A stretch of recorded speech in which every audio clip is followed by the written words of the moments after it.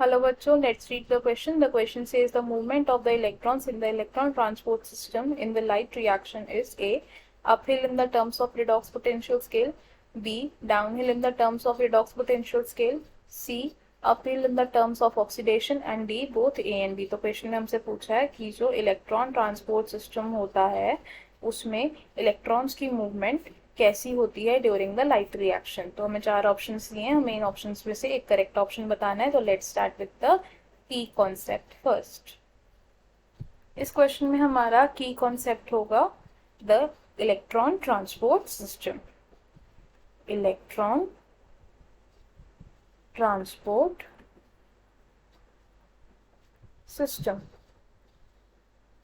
अब बच्चों क्या होता है इस सिस्टम में, जो हमारे फोटोसिंथेटिक पिगमेंट्स होते हैं in the light harvesting complex, ये क्या करते हैं, लाइट को अब्सॉर्ब करते हैं। क्या करते हैं, pigments absorb light.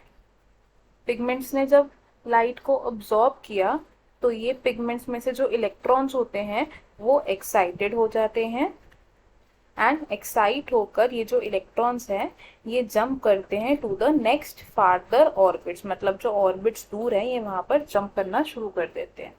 Electrons jump to the farther orbits and इसके बाद क्या होता है, जो इलेक्ट्रॉन की मूवमेंट होती है ये कैसी है, ये डाउन हिल होती है। The electrons move downhill in the terms of redox potential scale. Redox potential scale. तो ये जो इलेक्ट्रॉन्स होते हैं ये कौन सी मूवमेंट फॉलो करते हैं, डाउनहिल मूवमेंट फॉलो करते हैं इन the terms of redox potential scale. तो हमें हमारे क्वेश्चन का आंसर मिल गया। क्वेश्चन में हमसे पूछा था कि इलेक्ट्रॉन ट्रांसपोर्ट सिस्टम में इलेक्ट्रॉन्स की मूवमेंट कैसी होती है।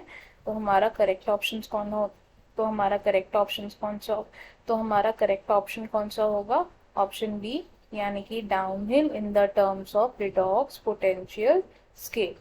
अब देख लेते हैं कि बाकी ऑप्शंस क्यों गलत है। फर्स्ट ऑप्शन में हमें बोला है कि uphill in the terms of redox potential scale, लेकिन इलेक्ट्रॉन्स की मूवमेंट अपहिल नहीं होती, तो ये ऑप्शन हमारा रॉन्ग हो जाएगा।